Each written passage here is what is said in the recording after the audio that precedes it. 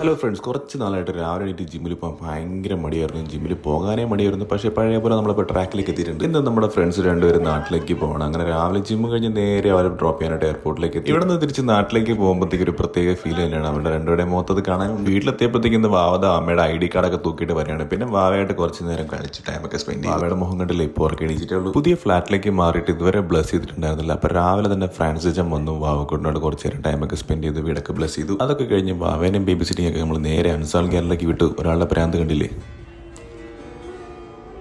Guitar കണ്ടു കഴിഞ്ഞാൽ നമ്മളെല്ലാവരുടെയും മനസ്സിൽ ഒരുപോലെ എത്തുന്നൊരു പാട്ട് തന്നെയാണ് അതല്ലേ. ആ മുഖത്ത് സന്തോഷം കണ്ടില്ലേ? ഫേവറേറ്റ് ട്യൂണ് കഴിച്ചതിൻ്റെയാണ് അത് കേട്ടോ, വേറൊന്നുമില്ല. എൻ്റെ വൈഫ് പ്രത്യേകിച്ച് ഇങ്ങനെയുള്ള ചെറിയ ചെറിയ കാര്യങ്ങളിൽ ഭയങ്കരമായിട്ട് സന്തോഷം കണ്ടെത്തുന്നതാണ്. വാവക്കൊണ്ട് കുറച്ച് ദിവസമായിട്ട് നിർത്താതെ ചുമയുണ്ടായിരുന്നു. അങ്ങനെ ഹോസ്പിറ്റലിൽ കാണിച്ചപ്പോഴത്തേക്കും ചെസ്റ്റിൽ നല്ല ഇൻഫെക്ഷൻ ഉണ്ട്. അപ്പോൾ ഇപ്പോൾ ആൻറ്റിബയോട്ടിക് സ്റ്റാർട്ട് ചെയ്തിട്ടുണ്ട്. ഉച്ചയ്ക്ക് നല്ല ഹാപ്പി ആയിട്ട് ചിരിച്ച് സന്തോഷിച്ചിരുന്ന ആളതാ ഈവനിങ് ആയപ്പോഴത്തേക്കും ഗംഗയായി മാറിയിരിക്കുകയാണ്. സോ ഇത്രയുള്ള കാര്യം. സ്റ്റാർട്ട്